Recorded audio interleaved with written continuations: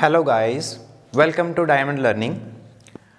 आज हम 12th class का चैप्टर जो है principles of inheritance and variation, इसके बारे में स्टडी करेंगे। तो ये जो चैप्टर हमारा है ये हमारा जेनेटिक्स से रिलेटेड चैप्टर है, ठीक है। उस यूनिट का चैप्टर है जो काफ़ी वेटेज रखता है आपका फाइनल एग्ज़ाम्स के लिए और काफ़ी इम्पोर्टेंट भी चैप्टर है, ठीक है। तो principles of inheritance and variation, सबसे पहले हमें जिस चैप्टर के बारे में पढ़ना है उस चैप्टर के बारे में पूरी नॉलेज होनी चाहिए कि उस चैप्टर के अंदर हमने एक्चुअल में पढ़ना क्या है, ठीक है। कई बार बच्चे क्या हैं, सीधा चैप्टर का नाम पढ़ते हैं, अब उसमें क्या आगे पढ़ना है उसको क्लियरेंस जो है वो नहीं करते हैं, ठीक है। तो सबसे पहले अगर हम इसमें ही देखते हैं तो हमारे पास में कुछ दो वर्ड्स आ रहे हैं यहाँ पर, एक तो है इनहेरिटेंस और एक है वेरिएशन, ठीक है। इनहेरिटेंस का मतलब क्या होता है और वेरिएशन का मतलब क्या होता है, पहले हमने ये समझना है, ठीक है। इनहेरिटेंस जिसको हम लोग आनुवंशिकता बोल देते हैं, इनहेरिटेंस का मतलब होता है कि हमारे पेरेंट्स से जो कैरेक्टर जो हैं या कोई भी पेरेंट्स है तो उनसे कैरेक्टर जो हैं वो नेक्स्ट जनरेशन के अंदर पास आउट होते हैं। तो वो किस प्रोसेस के थ्रू होते हैं, उस प्रोसेस को बोला जाता है इनहेरिटेंस, ठीक है। और इसमें ही वेरिएशन भी आती है। वेरिएशन का मतलब है डिफरेंट कैरेक्टर जो हैं वो प्रोड्यूस होते हैं as a result of their inheritance, ठीक है। तो कैसे वो सारे के सारे रिजल्ट प्रोड्यूस होते हैं और कैसे ये पूरा जो है वर्क करता है, वो इस चैप्टर के अंदर हमने इसी के प्रिंसिपल्स पढ़ने हैं सारे के सारे। क्लियर है? चलो, तो जैसे कि अगर हम इस चैप्टर के अंदर सबसे पहले देखते हैं कि इस principle of inheritance and variation chapter में हमारे पास में क्या कुछ आएगा। सबसे पहले हमें देखना पड़ेगा यहाँ पर, अगर वेरिएशन की ही बात करी है हमने तो वेरिएशन हमें समझनी होगी कि वेरिएशन जो है वो किस तरीके की होती है, ठीक है। तो दो टाइप की वेरिएशन हमें देखने को मिलती है। एक टाइप की वेरिएशन जो होती है उसको हम लोग बोलते हैं डिसकंटिन्यूअस वेरिएशन, और एक हमारे पास में जो होती है वो होती है कंटिन्यूअस वेरिएशन। कंटिन्यूअस वेरिएशंस जो हैं वो ऐसी होती हैं जो नेक्स्ट जनरेशन में कंटिन्यूसली क्या होती रहती हैं, ट्रांसमिट होती रहती हैं और इनहेरिट होती रहती हैं, ठीक है। डिसकंटिन्यूअस वेरिएशन ऐसी होती हैं जो किसी भी पॉपुलेशन के अंदर सडनली अराइज होती हैं, और सडनली अराइज होने वाले इन्हीं डिसकंटिन्यूअस वेरिएशंस को ही हम लोग एक टेक्निकल टर्म से जानते हैं, और इसके लिए कौन सी टर्म यूज की जाती है, म्यूटेशन। ऐसी सडन जो वेरिएशंस आती हैं हमारे जेनेटिक मटेरियल के अंदर, डीएनए के अंदर, उनको हम लोग क्या नाम देते हैं, म्यूटेशन का नाम देते हैं। तो ये डिसकंटिन्यूअस जो वेरिएशंस हैं, म्यूटेशंस हैं, ये किन किन कारण की वजह से आ सकती है। हो सकता है कि पूरा का पूरा क्रोमोसोम जो है वो पूरा का पूरा क्रोमोसोम अगर किसी भी सेल में से डिलीट हो जाए या कोई एक्स्ट्रा ऐड हो जाए या उसकी जगह पर जो है कोई दूसरा क्रोमोसोम जो है वो आकर लग जाए, तो इन सब कारणों की वजह से म्यूटेशंस आ सकती हैं, ठीक है। कंटिन्यूअस वेरिएशन जो आती हैं वो कंटिन्यूअस वेरिएशन का कारण है कि हमारी जो पैकेटिन स्टेज होती है मियोसिस की, तो उसमें क्रॉसिंग ओवर मिल जाए, ठीक है। या फिर मियोसिस के टाइम पे अगर जो है उनका सेल डिवीज़न के अंदर उनके जो पेयरिंग है उनकी पेयरिंग के अंदर वो डुप्लीकेशन हो जाए या फिर उनका जो सेग्रीगेशन है वो ना हो पाए, तो उनके कारण जो वेरिएशन आती रहती हैं वो हमारी कंटिन्यूअस वेरिएशन कहलाती हैं। दूसरी बात है कि ये वेरिएशन जो है वो क्यों आती हैं और किस प्रोसेस में आती हैं। तो ये जितनी भी हमारी हेरिडिटी है, पेरेंट्स से जो कैरेक्टर पास होते हैं, ठीक है, तो ये सब जो पॉसिबल होता है वो सेक्सुअल रिप्रोडक्शन के कारण पॉसिबल होता है। उसी के कारण ही दो अलग अलग पेरेंट्स जो हैं उनके कैरेक्टर एक नेक्स्ट जनरेशन के अंदर पास आउट होते हैं। इसलिए variations are directly produce as a result of sexual reproduction. Clear है?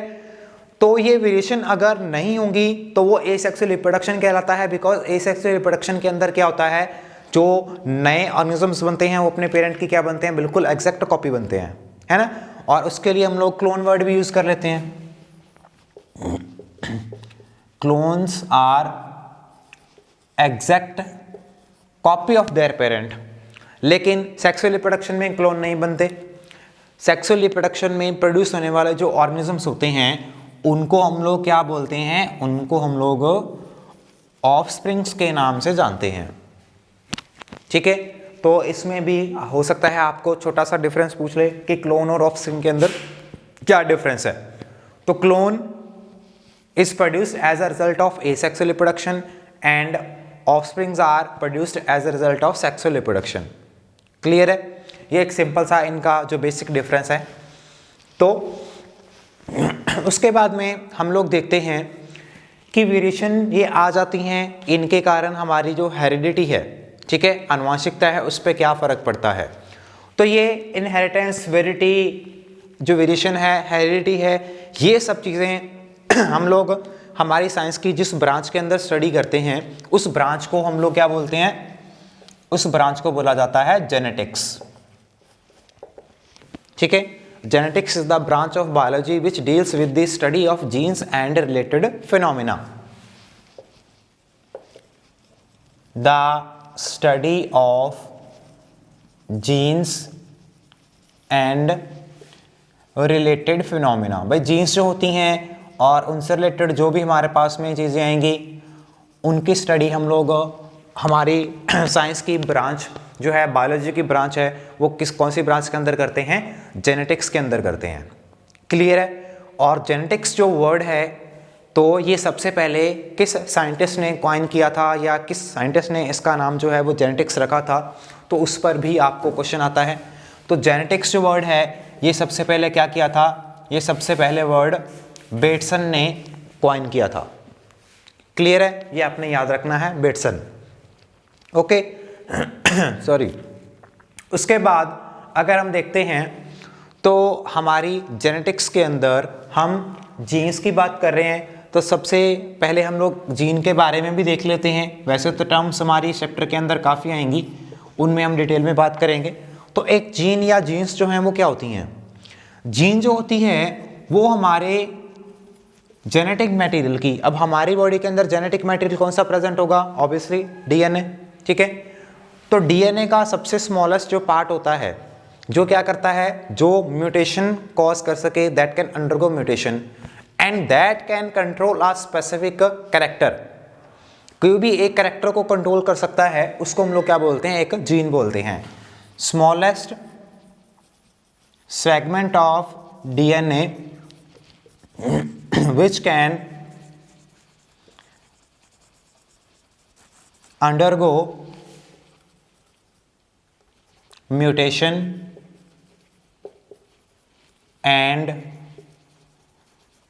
controls a specific character,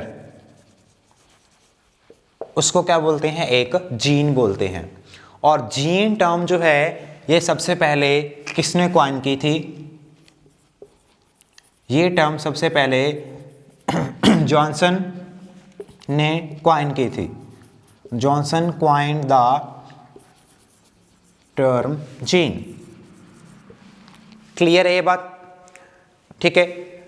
उसके बाद जेनेटिक्स की फील्ड के अंदर जो सबसे वेल रिनाउंड काम जो है, वर्क जो है, वो किसने किया था, उस साइंटिस्ट का नाम है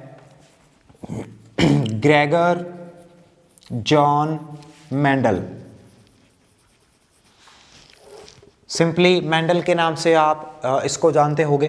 ठीक है, तो ग्रेगर जॉन मेंडल जो है इसको हम लोग क्या बोलते हैं, इसको बोला जाता है द फादर ऑफ जेनेटिक्स। ठीक है, ये आप लोअर क्लासेस से ही इसके बारे में पढ़ते आ रहे हो। ठीक है, तो वही बात है, ग्रेगर जॉन मेंडल जो है वो क्या कहलाता है, वो फादर ऑफ जेनेटिक्स कहलाता है। ठीक है, ग्रेगर जॉन मेंडल जो है इसी ने सबसे पहले इस फील्ड के अंदर काफ़ी ज़्यादा काम किया था। ठीक है, और इसके बारे में हम आगे अभी डिटेल में कर रहे हैं। तो ग्रेगर जॉन मेंडल जो है इसने क्या किया था, इसने हमारा गार्डन पी प्लांट होता है जो, ठीक है, गार्डन पी प्लांट जिसको साइंटिफिकली हम लोग क्या बोलते हैं, पाइसम स्टाइवम बोलते हैं। इस पी प्लांट के ऊपर ठीक है, स्वीट पी भी इसको बोल देते हैं नॉर्मली, जैसे गार्डन पी बोला जाता है, और पाइसम सटाइवम इसका साइंटिफिक नेम है। इस पाइसम सटाइवम या garden pea, sweet pea plant के ऊपर इसने सबसे पहले अपना एक्सपेरिमेंट जो है वो परफॉर्म किया था, और इसने 7 ईयर्स तक जो है अपने एक्सपेरिमेंट्स परफॉर्म किए थे। ठीक है, 1856 से लेकर 1863 जो है 7 ईयर्स तक इसने गार्डन पी के ऊपर काम किया था, और अपने 3 लॉ जो हैं इसने दिए थे, पॉस्टुलेट किए थे। उन तीनों लॉज के बारे में भी हम लोग डिटेल में पढ़ेंगे। तो इसने क्या किया, इसने जो गार्डन पी प्लांट लिया था, इस पी प्लांट को चूज़ करने का इसका रीज़न क्या था? इसके रीज़न ये था कि इसके ऊपर एक तो ऑलरेडी रॉस नाम के साइंटिस्ट ने क्या किया था, वर्क किया हुआ था। दूसरा, ये प्लांट जो है इजीली उसको अवेलेबल था, इसकी कल्टीवेशन आसान थी, इसकी हैंडलिंग आसान थी, इसके अंदर जो है बाइसेक्सुअल फ्लावर भी मिलते थे, जिसके कारण इसके अंदर सेल्फ पॉलिनेशन और क्रॉस पॉलिनेशन दोनों पॉसिबल थी, और इजीली उनको जो है हम लोग हैंडल करके क्रॉस पॉलिनेशन भी करा सकते थे। ठीक है, प्योर लाइंस जो हैं मेंडल ने इसकी ऑब्टेन की थी, और इसने पहले बहुत सारे कैरेक्टर्स इसके जो हैं लिए थे, और उसके बाद में धीरे धीरे करके फाइनली इसने जो है सिर्फ 7 वैरायटीज़ जो हैं वो प्लांट की, इसकी पी प्लांट की जो है उसके साथ में अपने एक्सपेरिमेंट किए थे, और उनके अंदर 7 कैरेक्टर जो हैं इसने अपने चूज़ किए थे। और वो 7 कैरेक्टर जो हैं वो इसके कौन कौन से हैं, अभी हम लोग इसका टेबल बना के देखते हैं। ओके, सो 7 कैरेक्टर जो हैं मेंडल ने फाइनली इसके रखे थे, वो कौन कौन से हैं? सबसे पहले कैरेक्टर जो है हमारे पास में वो स्टेम की हाइट है। ठीक है, स्टेम की हाइट जो है उसने 2 टाइप के प्लांट लिए थे, एक तो जो टॉल हाइट के थे और एक जो ड्वार्फ हाइट के थे। ठीक है, टॉल वाला कैरेक्टर जो है वो हमारा डोमिनेंट होता है। डोमिनेंट का मतलब है कि वो इस वाले कैरेक्टर के ऊपर अपना जो है इफेक्ट शो करेगा। ठीक है, और इसके असर को क्या करेगा, दबा देगा। ये टर्म्स हम सारी की सारी जो हैं वो बाद में डिस्कस करने वाले हैं, इसके बाद ही जस्ट करेंगे। तो टॉलनेस को यहाँ पर हम लोग जो हैं कैपिटल टी से लिखेंगे, और ड्वार्फ जो छोटी हाइट है उसको हम लोग स्मॉल टी से लिखेंगे। इसका भी रीज़न मैं आगे बताऊँगा। फ्लावर का कलर था दूसरा कैरेक्टर जो था या तो वायलेट या फिर वाइट। ठीक है, और इसमें वायलेट जो है डोमिनेंट है, वाइट जो है वो रिसेसिव कैरेक्टर है। उसके बाद में था फ्लावर की पोजीशन जो थी एक्सियल या फिर टर्मिनल। उसके बाद में सीड की शेप थी, या तो राउंड शेप वाले सीड थे या फिर रिंकल्ड झुर्रीदार शेप वाले सीड थे। उसके बाद में सीड का कलर भी येलो था और ग्रीन कलर था। इसी तरीके से पॉड मतलब जो उसकी फली है, ठीक है, मटर की फलियां हैं, वो इन्फ्लेटेड थी, मतलब पूरी की पूरी फुल थी। ठीक है, और या फिर वो क्या थी, कंस्ट्रक्टेड थी, मतलब बहुत ज़्यादा पतली थी, और आपस में क्या थी, बहुत ज़्यादा अंदर को, मतलब एक तरीके से बोल सकते हैं आप, पिचकी हुई थी। ठीक है, और लास्ट कैरेक्टर जो था वो था इसका पॉड का कलर। तो ये पॉड का कलर उसके पास में था ग्रीन और येलो। ये 7 कैरेक्टर वाले प्लांट्स को लेकर मेंडल ने क्या किया था, अपना एक्सपेरिमेंट किया था। 7 साल तक इसने अपने एक्सपेरिमेंट को कंटिन्यू रखा था, और उसके बाद में इन्हीं के बेस पे ही उसने क्या किया था, अपने 3 लॉज जो हैं वो दिए थे। क्लियर है? चलो तो मेंडल ने क्या किया, जो पी प्लांट था, पी प्लांट के अंदर सेल्फ और क्रॉस पॉलिनेशन जो है इसने दोनों करवा के देखी थी, और लकीली उसके पास में जो पी प्लांट थे वो सारे के सारे क्या थे, प्योर लाइन थे। ठीक है, प्योर लाइन का मतलब है कि उनके अंदर कोई भी कैरेक्टर की ब्लेंडिंग या मिक्सिंग उसको नहीं मिली थी। इस वजह से उसके जो रिजल्ट थे वो ऑलमोस्ट जो क्या थे, बहुत बढ़िया आए थे, एक्यूरेट आए थे। ठीक है, बाकी साइंटिस्ट को उतने अच्छे रिजल्ट नहीं मिले थे, क्योंकि वो सारे के सारे क्या कर रहे थे, वो सभी इन कैरेक्टर को मिक्स करके स्टडी कर रहे थे। बट मेंडल ने क्या किया था, मेंडल ने एक टाइम पे सिंगल, डबल या फिर 3 कैरेक्टर को ही एक साथ में लेकर स्टडी किया था। पूरे के पूरे टोटल सारे कैरेक्टर्स को लेकर कभी भी एक साथ में स्टडी नहीं किया था। ठीक है, इस वजह से मेंडल को काफ़ी ज़्यादा जो है सक्सेस मिली थी अपने इन एक्सपेरिमेंट्स के अंदर। लेकिन इसके बावजूद भी मेंडल जो है उसको अपने वर्क के लिए उस टाइम के जो साइंटिस्ट थे उन्होंने उसको क्या किया था, एक्सेप्ट नहीं किया था। बिकॉज उस टाइम पे क्या था, उस टाइम पे और साइंटिस्ट की थ्योरीज जो हैं वो काफ़ी ज़्यादा पॉपुलर थी, जिसकी वजह से इसके वर्क को सभी ने नेग्लेक्ट किया। सेकेंड रीज़न ये भी था इसकी निग्लेक्टेंस का कि मेंडल ने जिस टाइम पे अपना ये लॉस प्रोड्यूस किए थे, तो उसके अंदर उसने क्या किया था, अपनी मैथमेटिकल कैलकुलेशंस का यूज़ किया था। और उस टाइम के जो साइंटिस्ट थे उन्होंने कभी भी पहले ऐसे नहीं देखा था। उनको लगा था कि अपने बायोलॉजी के अंदर मैथमेटिक्स का क्या ही रोल है ना। इस वजह से उस टाइम पे इसके वर्क को किसी ने उतना ज़्यादा एक्सेप्ट नहीं किया था। बट आफ्टर सम टाइम और अप्रॉक्सीमेटली जो है 35 ईयर्स के बाद में फिर कुछ साइंटिस्ट थे, 3 जने, उनका जो है नाम आगे मेंशन कर दूंगा, उन्होंने इसके वर्कों को क्या किया था, वापस से जो है रीओपन किया था और उनको भी मेंडल के जैसे बिल्कुल एक्यूरेट रिजल्ट मिले थे। तो इसकी डेथ के आफ्टर 35 ईयर्स के बाद में जो है फाइनली मेंडल को अपने काम के लिए रिकॉग्निशन मिला था और उसी के बेस पे ही हम लोग जो हैं आजकल उसको क्या करते हैं, उसके ऑनर में इसको फादर ऑफ जेनेटिक्स बोलते हैं। ठीक है, तो इसके एक्सपेरिमेंट एक्चुअल में क्या थे और कैसे किए थे, उनको स्टार्ट करने से पहले हमें इस चैप्टर के अंदर कुछ टर्म्स का जो है ध्यान रखना पड़ेगा। और वो टर्मिनोलॉजी जो है मैं आपको पहले यहाँ पर सिखा रहा हूँ, क्योंकि विदाउट दोज टर्म्स आपको जो है पूरा का पूरा चैप्टर आगे का समझ नहीं आएगा and you won't be able to calculate the crosses of Mendel. ठीक है, उन सभी के क्रॉस के बारे में फिर आपको जो है उसकी कैलकुलेशन जो है या उसकी जो समझ है वो आपको प्रॉपर तरीके से नहीं आ पाएगी। तो चलिए सबसे पहले हम लोग क्या देखते हैं, इसके चैप्टर के अंदर कुछ आने वाली टर्मिनोलॉजी हमारी जो है उसको देखते हैं। सबसे पहला हमारा जो टर्म है इसके अंदर वो आएगा कैरेक्टर। तो एक कैरेक्टर क्या होता है, तो कैरेक्टर को हम लोग एक तरीके से क्या बोल सकते हैं कि किसी भी ऑर्गेनिज्म का ये एक तरीके का एक्सप्रेशन है। जैसे हम लोग बोल रहे हैं कि स्टेम की हाइट है, तो स्टेम की हाइट हमें जो है वो दिख रही है कि वो प्लांट जो है, कोई भी 2 प्लांट है अगर उनको हम लोग कंपैरिजन कर रहे हैं, तो अगर एक प्लांट जो है वो ज़्यादा लंबा होगा तो उसकी हम लोग हाइट ऑटोमेटिकली देख लेंगे कि इसकी हाइट ज़्यादा है, और छोटा प्लांट होगा तो उसकी हाइट क्या होगी, छोटी होगी, कम होगी, है ना। तो इजीली ऑब्जर्वेबल जो है कैरेक्टर है, उसका जो एक्सप्रेशन है वो हमारे लिए क्या बन जाएगा, उसका एक कैरेक्टर बन जाएगा। इसी तरीके से कोई भी अगर हम लोग सीड के कलर की बात करते हैं तो इसका सीड का कलर भी हमारे लिए विजिबल है, whether it will be of yellow colour और ऑफ ग्रीन कलर। ठीक है, तो कैरेक्टर हमारे लिए वो चीज़ हो जाएगी। उसके बाद में जीन, इसके बारे में हमने ऑलरेडी पहले पढ़ चुके हैं कि ये स्मॉलेस्ट सेगमेंट होता है डीएनए का that can undergo mutation and that can control a specific type of character. किसी भी एक कैरेक्टर को, स्पेसिफिक टाइप के कैरेक्टर को अगर वो कंट्रोल कर सकता है तो वो जीन होती है।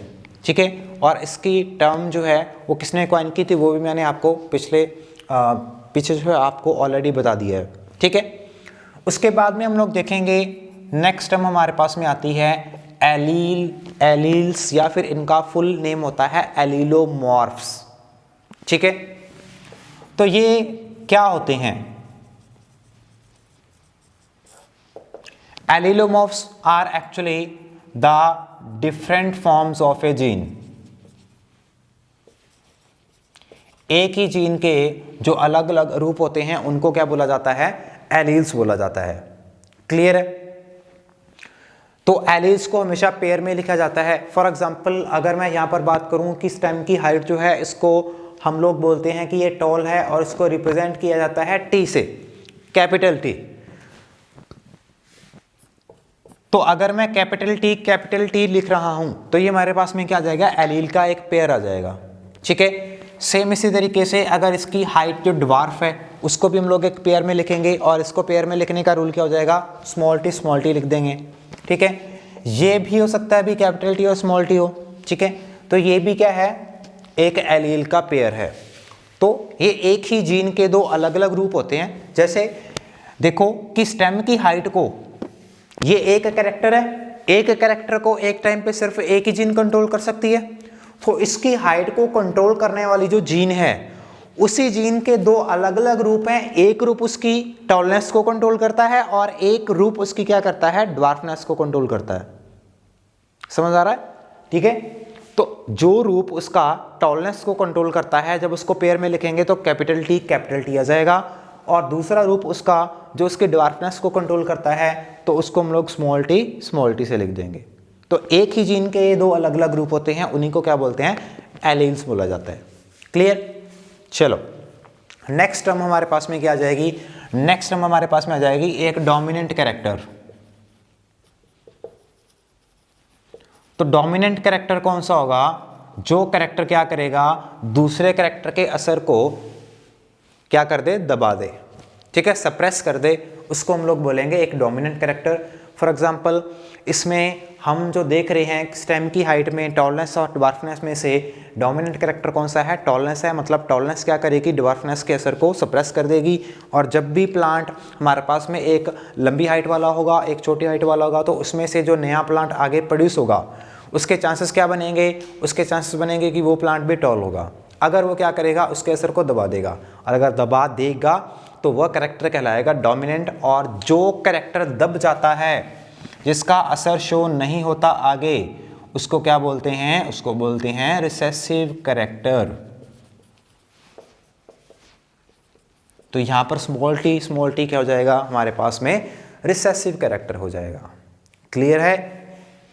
चलो नेक्स्ट टर्म हमारे पास में क्या आ जाएगी, नेक्स्ट टर्म हमारे पास में आ जाएगी F1 जनरेशन, या इसको बोलते हैं फर्स्ट फीलियल जनरेशन।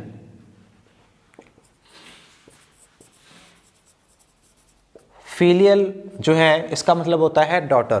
तो फर्स्ट डॉटर जनरेशन मतलब दो प्लांट हैं, उनके नेक्स्ट आने वाली जो जनरेशन है, जो नए प्लांट प्रोड्यूस हो रहे हैं, they will be called as F1 generation. And इसी तरीके से F2 and F3 and so on हमारी जनरेशन जो है इसके अंदर हम देखते हैं। बट मेंडल ने अपना जो एक्सपेरिमेंट किया था वो ऑलमोस्ट F3 जनरेशन तक ही किया था, तो हमारा काम भी लगभग F2 या F3 तक पढ़ने का ही होगा। क्लियर है? चलो इनके बाद में नेक्स्ट हमारे पास में जो टर्म आएगी वो कौन सी आएगी, नेक्स्ट टर्म हमारे पास में आ जाएगी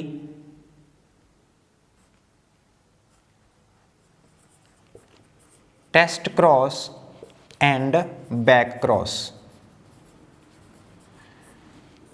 बैक क्रॉस का मतलब है कि जब हम लोग दो प्लांट्स हैं, उनका रिजल्टेंट F1 जनरेशन में जितने भी प्लांट आ रहे हैं, उस प्लांट का ऊपर वाले किसी भी वन ऑफ द पेरेंट से क्रॉस करवाएं, ठीक है, हाइब्रिडाइजेशन करवाएं, तो वो हमारी बैक क्रॉस कहलाती है।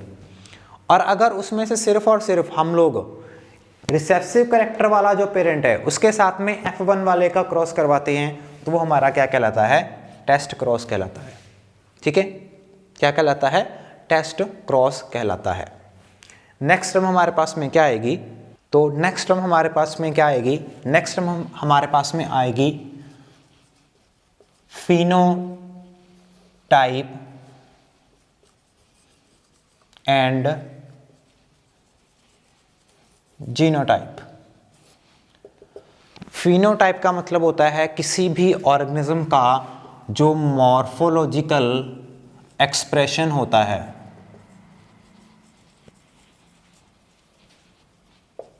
अब मॉर्फोलॉजी आपको पता है एक्सटर्नल अपीयरेंस को बोलते हैं कि बाहर से देखने में कोई चीज़ कैसी नज़र आती है। ठीक है, तो जैसे अगर हम स्टेम की हाइट की बात करते हैं कि स्टेम की हाइट जो है वो टॉल है, ठीक है, वो पौधा लंबा है, तो वो पौधा हमें बाहर से देखने में मॉर्फोलॉजी में एक्सटर्नल अपीयरेंस में नज़र आ जाता है कि वो पौधा लंबा है, तो वो उसका क्या कहलाया जाएगा, फिनोटाइप। लेकिन अगर हम किसी चीज़ के जीन वाइज जेनेटिक एक्सप्रेशन को देखते हैं, जेनेटिक मेकअप को देखते हैं, तो वो उसका जीनोटाइप कहलाता है। ठीक है, जैसे कोई लंबा दिखने वाला पौधा हो सकता है कि उस पौधे के अंदर इसकी बजाय ये वाले एलील प्रेजेंट हो सकते हैं, क्योंकि ये डोमिनेंट है, ये स्मॉल टी के असर को दबा देगा तो भी प्लांट क्या होगा, हाइट में टॉल नजर आएगा। ठीक है, लेकिन हमें बाहर से देखने में तो नहीं पता लगेगा कि उसके अंदर कौन सी जीन प्रेजेंट है। उसको जब हम लोग स्टडी करेंगे, उसकी जेनेटिक मेकअप को देखेंगे अंदर से, तभी हमें उसके बारे में पता लग सकता है कि ये प्लांट जो है इसके अंदर कौन सी जीन्स जो हैं, कौन से एलील प्रेजेंट हैं। ठीक है, जब हम उसका ये मेकअप, जेनेटिक मेकअप, उसका जेनेटिक एक्सप्रेशन देखेंगे तो वो उसका क्या होगा, जीनोटाइप होगा। क्लियर है? इसके बाद में नेक्स्ट टर्म हमारे पास में आ जाएगी होमोजाइगस एंड हेटेरोजाइगस कंडीशन। होमो मतलब सेम, सेम का मतलब है ऐसी कंडीशन जिसके अंदर दोनों जो एलील हों वो दोनों के दोनों क्या हों, सेम टाइप के प्रेजेंट हों। अगर दोनों हैं तो कैपिटल टी हैं, दोनों हैं तो स्मॉल टी हैं, तो ये दोनों के दोनों जो हैं वो होमोजाइगस टॉल, होमोजाइगस ड्वार्फ कहलाएंगे। ठीक है। और हेटेरोजाइगस कंडीशन क्या हो जाएगी? हेटेरोजाइगस कंडीशन में क्या होगा, हमारे पास में एलील के दोनों अलग अलग डिफरेंट फॉर्म जो है वो एक साथ में प्रेजेंट होंगे। इट मीन्स कि एक हमारे पास में कैपिटल टी हो जाएगा और एक हमारे पास में स्मॉल टी हो जाएगा, ठीक है। तो दोनों एलील के जो पेयर हैं वो अलग अलग हैं, इसलिए ये कंडीशन क्या होगी, हेटेरोजाइगस कहलाएगी, ठीक है। नेक्स्ट टर्म हमारे पास में आएगी वो है मोनोहाइब्रिड क्रॉस। मोनो का मतलब वन, हाइब्रिड क्रॉस, हाइब्रिडेशन क्या है, कोई भी दो प्लांट हैं उनको आपस में क्रॉस करवा के हम लोग उनकी रिप्रोडक्शन करवाते हैं, वो हाइब्रिडाइजेशन है। तो जब हम क्या करेंगे, एक टाइम पे single character eight a time, एक टाइम पे सिर्फ एक ही कैरेक्टर वाले प्लांट को लेकर हम लोग क्रॉस बनवा रहे हैं, तो वो मोनोहाइब्रिड क्रॉस कहलाएगा। इसी तरीके से हमारे पास में डाई हाइब्रिड क्रॉस भी आता है। डाई हाइब्रिड क्रॉस में क्या आ जाएगा, दो कैरेक्टर्स हमारे पास में एक ही टाइम पे हम लोग स्टडी करेंगे, ठीक है। एंड इसी तरीके से ट्राई हाइब्रिड या फिर दो से ज़्यादा वाले जो अगर आते हैं तो हम लोग उनको क्या बोलते हैं, पॉली हाइब्रिड क्रॉस का नाम दे देते हैं, जिसमें more than two characters at a time हम लोग स्टडी करेंगे, ठीक है। उसको बोल दिया जाएगा पॉली हाइब्रिड क्रॉस। क्लियर है? तो आई होप ये टर्म्स जो हैं वो आपको सब क्लियर हो चुकी होंगी, नहीं तो एक बार इन टर्म्स को आप लोग दोबारा देख सकते हो, ठीक है। इन टर्म्स को अच्छे से क्लियर करोगे तो ही हमारे आगे का चैप्टर जो है पूरा का पूरा समझ में आएगा, और इससे नेक्स्ट वाला चैप्टर भी आपका जो 12th का रिलेटेड है वो भी इसी से रिलेटेड है।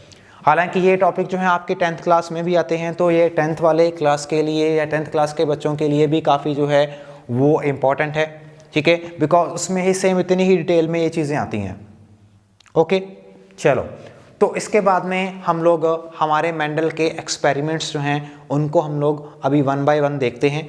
तो सबसे पहले हमारे पास में क्या आएगा, सबसे पहले हम लोग मेंडल के मोनोहाइब्रिड क्रॉस के बारे में बात करेंगे। तो मेंडल का मोनोहाइब्रिड जो क्रॉस है, इसमें क्या किया था, मेंडल ने एक ही टाइम पे एक कैरेक्टर को लेकर स्टडी किया था, और इसमें एग्जांपल हमारी जो क्या आती है, इसमें हमारी एग्जांपल जो आती है वो आती है स्टेम की हाइट की एग्जांपल। तो फिर मेंडल ने क्या किया, हमारे पास में स्टेम की हाइट के लिए भाई दो ही तरीके के हमने देखे हैं, या तो प्लांट क्या था, टॉल होगा, या फिर प्लांट क्या होगा, ड्वार्फ होगा। तो इनको लेकर उसने जो क्रॉस किया था वो मोनोहाइब्रिड क्रॉस था। तो सबसे पहले देखो हम लोग यहाँ पर इधर साइड लिखेंगे पेरेंट्स, कि एक पेरेंट जो है वो टॉल है, दूसरा ड्वार्फ है। अब इसमें टॉल वाला प्लांट जो है वो मेल हो सकता है, ड्वार्फ वाला फीमेल हो सकता है, एंड वाइस वर्सा, कोई भी हो सकता है। क्लियर है? तो टॉल प्लांट जो है अगर हम इसको लिखेंगे तो कैसे लिखेंगे, इसके एलील्स क्या होंगे, कैपिटल टी, और ड्वार्फ वाले के हो जाएंगे स्मॉल टी, ठीक है। तो इनके सबसे पहले हमारे पास में बनेंगे गैमीट्स, और गैमीट्स फॉर्मेशन के टाइम पे आपको पता है गैमीट फॉर्मेशन में क्या होता है कि एलील में से सिर्फ एक ही आगे जाएगा इस पेयर में से, क्योंकि गैमीट क्या होते हैं, हैप्लॉइड कंडीशन में। तो डिप्लॉइड कंडीशन में नहीं होगा, दोनों क्रोमोसोम के पेयर नहीं आएंगे, ठीक है। और ये स्टेप आपने लिखना जरूरी है। कई बार कुछ बुक्स के अंदर इनको शॉर्टकट तरीके में भी बताया गया होता है, या फिर कुछ बच्चे इसको स्किप कर जाते हैं, तो इस बात का आपने ध्यान रखना है। अब इनका जब आप हाइब्रिडाइजेशन करवाओगे तो यहाँ पर हमारे पास में आएगी F1 generation, first filler generation. इसमें प्लांट क्या आएंगे, एक कैपिटल टी है, एक स्मॉल टी है।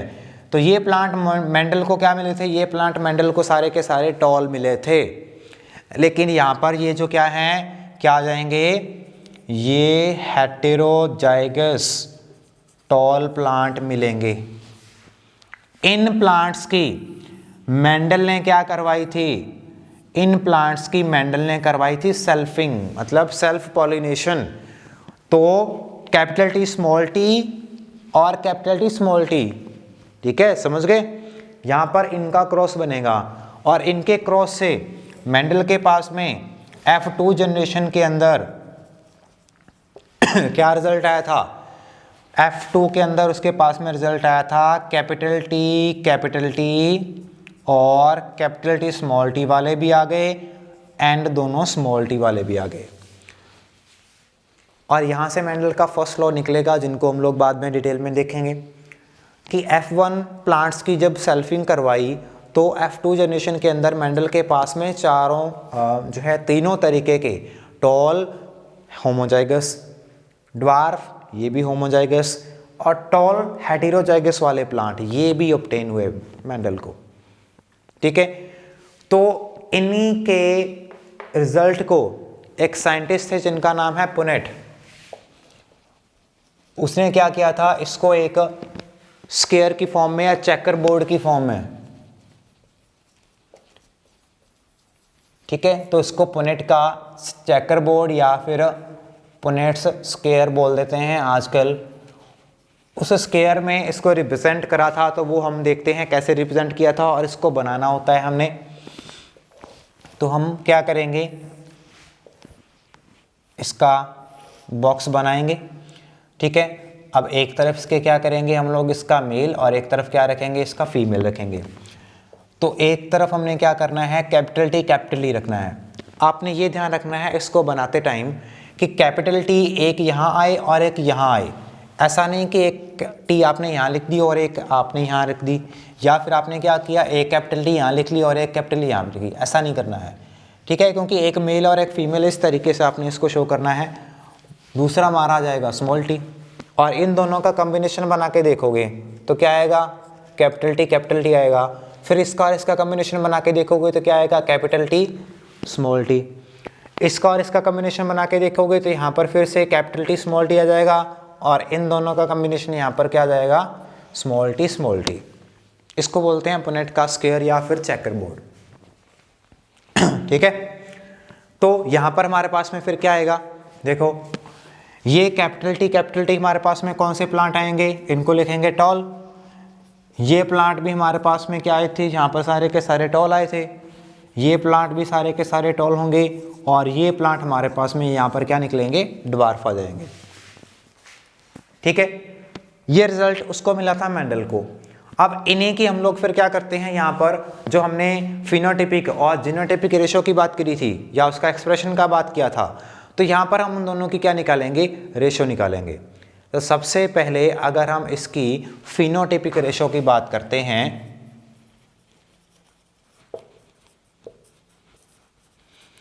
तो फिनोटिपिक रेशो मतलब इनका जो है एक्सप्रेशन है। ठीक है, फिनोटिपिक में क्या आ जाएगा, फिनोटिपिक में देखेंगे कि ये सारे के सारे बाहर से देखने में कैसे नजर आते हैं, मॉर्फोलॉजिकल एक्सप्रेशन उसी को बोलेंगे ना। तो बाहर से देखने में क्या आ रहे हैं, 3 तो टॉल नजर आ रहे हैं और एक क्या नजर आ रहा है, हमें ड्वार्फ नजर आ रहा है। तो इसलिए इसकी फिनोटिपिक रेशो हमारे पास में निकल कर के आएगी 3:1 निकल कर आएगी। ठीक है, और अगर हम इसका जीनोटिपिक रेशो देखें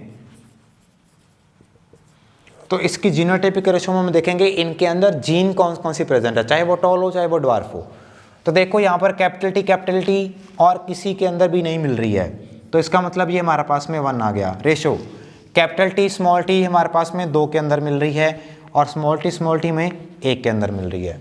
इनके नीचे हम लोग यहाँ पर लिख देंगे, ये 3 जो है हमने फिनोटिपिक में देखे थे, ये तीनों क्या थे, टॉल थे। ये एक हमने क्या देखा था, ड्वार्फ देखा था। सेम इसी तरीके से ये हमारे पास में जो 1 है, ये टॉल हमारे पास में कौन सा है, ये हमारे पास में होमोजाइगस टॉल है। ये 2 जो हमारे पास में आए हैं ये क्या हैं, हेटेरोजाइगस टॉल हैं। और ये लास्ट वाला जो आया हमारे पास में ये भी होमोजाइगस है, लेकिन ये ड्वार्फ है। तो होमोजाइगस टॉल, होमोजाइगस ड्वार्फ और हेटेरोजाइगस टॉल, इस तरीके से आपने इनकी फिनोटिपिक एंड जीनोटिपिक रेशो निकाल के देखनी है। और ये रिजल्ट जो है वो हमारा मेंडल का मोनोहाइब्रिड क्रॉस से हमें ऑब्टेन होता है। आई होप ये आपको सारा का सारा क्लियर होगा। ठीक है, इस चीज़ को आप यहाँ पर इसका स्क्रीनशॉट भी लेकर देख सकते हो। तो यहाँ तक हमारा इसका मेंडल का मोनोहाइब्रिड क्रॉस जो है वो ख़त्म होता है। ठीक है, तो आज की क्लास जो है हम यहाँ पर ही ख़त्म करते हैं। नेक्स्ट क्लास के अंदर हम इसका जो है डायहाइब्रिड क्रॉस देखेंगे, और उसके बाद में जो है इसकी डोमिनेंस के रिगार्डिंग या रिसेसिवनेस के रिगार्डिंग और कौन से क्रॉस मिलेंगे या कौन कौन सी अदर एग्जांपल्स हमें देखने को मिल सकती हैं, उनके बारे में स्टडी करेंगे। ठीक है, तो मिलते हैं बच्चे अपनी नेक्स्ट वीडियो के अंदर। Thank you.